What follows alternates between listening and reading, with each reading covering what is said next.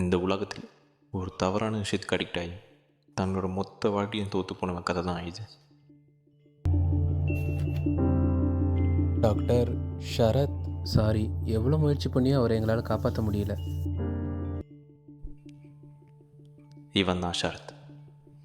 இவன் வாழ்க்கை தலைதின மொத்தமாக மாற போகிறதுக்கு காரணம் அவனோட முதல் சிகரெட். அதை பிடிச்ச இடம் இங்கே தான்.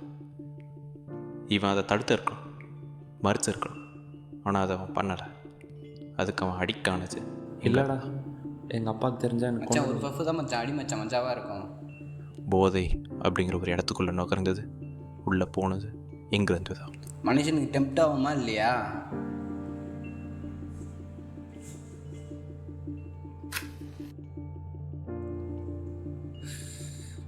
இப்போ புடி மச்சான். இப்போ இவன் பிடிச்ச முதல் பஃபு தான் எல்லாத்துக்கும் தொடக்க புள்ளியாக இருந்தது. ஒரு விஷயம் சொல்ல போகிறோன்னா, இந்த உலகத்தில் மனுஷன் மட்டும்தான் ஒரு விஷயத்துக்கு ஈஸியாக அடிக்ட் ஆகிடுவோம். இதுக்கு சரத் மட்டும் என்ன விதிவிலக்கா?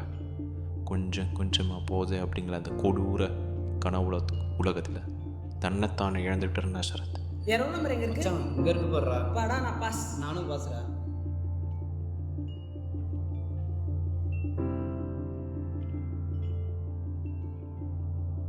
சே, அரியரா?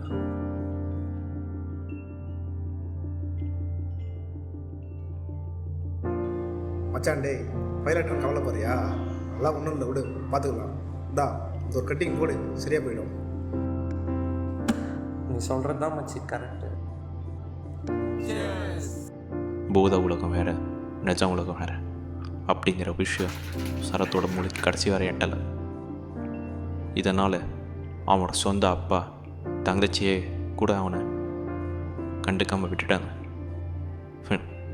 இதுவும் அவனோட வாழ்க்கை பறி போனதுக்கு காரணமாக போச்சு. போதையில் யார் நண்பன் யார் எதிரி அப்படிங்கிற வித்தியாசம் கூட தெரியாமல் சுற்றி இருந்த கொஞ்சம் பேரையும் போதையால் இழந்துட்டான் சரத். விதி வலியது இல்லையா? இத்தனை விஷயத்துக்கும் காரணம் அவனோட போதை பழக்கம். அதுக்கு அடித்தளம் போட்டது அந்த முதல் சிகரெட். இது எனக்கு சொல்ல ரொம்ப கஷ்டமாக இருக்கு. இப்போயும் அவன் அவ்வளோ கஷ்டப்படுறதுக்கு காரணம் அந்த முதல் சிகரெட். அந்த முதல் சிகரெட்டை கொடுத்தது நான் தான். இப்போ அவன் என்னை விட்டு போக போகிறான். அதுக்கு காரணம் நான் நினைக்கும் போது இந்த குற்ற உணர்ச்சி, இந்த கில்ட் எங்களால் ஏற்றுக்க முடியல. ஆனால் இதை மறுக்க முடியாது இல்லையா? இந்த கில்ட்டோட மட்டும்தான் நான் கடைசி வரை வாழ்ந்தவன். என்னை மன்னிச்சிடுடா சரத். Good bye Sharad.